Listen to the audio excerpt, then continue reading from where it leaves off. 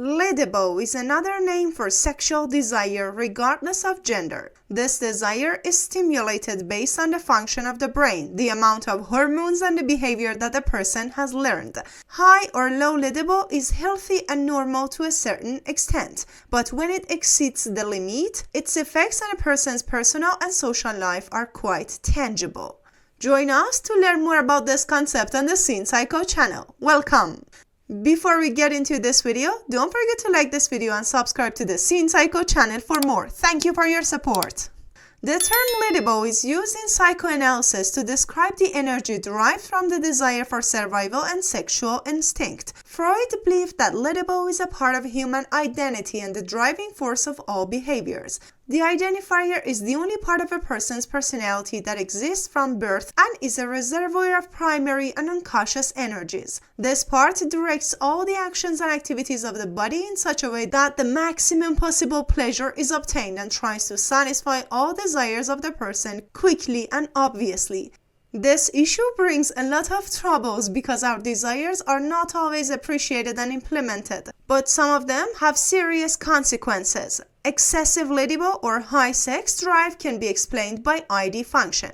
Ego is a part of the human personality that has the task of controlling the energy of the identifier. For example, if the identifier asks you to take the package of chips from the store shelves and open it immediately, the word or ego doesn't allow you to do this. Instead, it suggests that it is accepted by social action. Respond to this need. Take the chips, go to the cash register, pay for it, take it home, and then have a drink. Superego includes ideals and morals that are internalized by parents and powerful figures of society.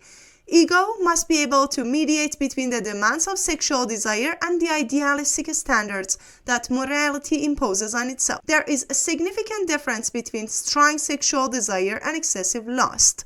The first leads to a satisfying sex life and has many benefits for a person's health, including less stress, a healthier mind, better relationship, more self-confidence, better sleep, exercise, and more. In this part, we want to know the symptoms of excessive sexual desire.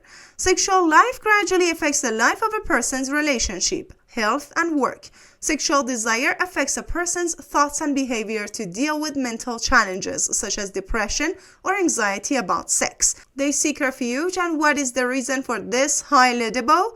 No matter how annoying and exhausting this need is, it should not cause shame to that person because many times it has a medical cause, such as high mood-regulating hormones or the use of certain drugs, or disorders such as dementia that affects parts of the brain regularly. With sexual behavior, 100% can we take steps to treat it. First of all, if the consumption of a certain drug causes an increase in libido, we can change the drug or change the dose according to the doctor's opinion.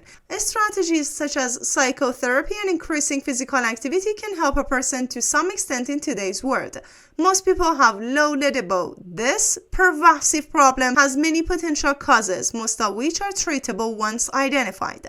There are no clinical reasons for the diagnosis of low sexual desire. The severity and symptoms of this disease are different in everyone, but some of the most common symptoms of this condition are complete reluctance to have sex with a partner, lack of interest in self-gratification, lack or absence of imagination. Sex and stress or worry about not being interested in sex, a constant decrease in sexual desire can be a sign of low libido disorder, which explains well the reluctance and lack of long-term sexual fantasies.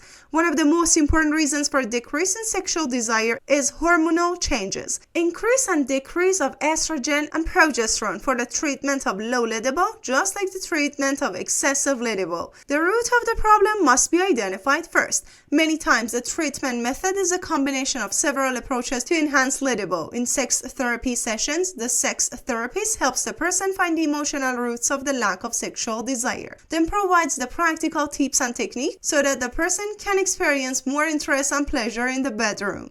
There are therapy groups for increasing libido in men and women in the market, which helps women and men to have sex. If a certain habit, such as inactivity, is the reason for decreased sexual desire, changing the lifestyle and including these tasks in the daily schedule can help to solve the problem, such as managing stress, getting closer to the relationship partner, focusing on foreplay before intercourse, regular exercise, maintaining a healthy weight, and quitting smoking and sedatives. The final word, high or low libido, is not necessarily a problem. Rather, too much or too little of it is troublesome for people. Fortunately, for both of these, there are treatment methods that balance the desire in a person over time.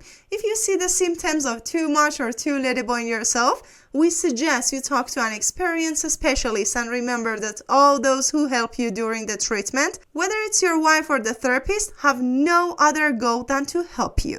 We have reached the end of this video. Write us your comments, and if you like this video, be sure to like it and subscribe to the Scene Psycho channel for more. Thank you. Until the next time, bye.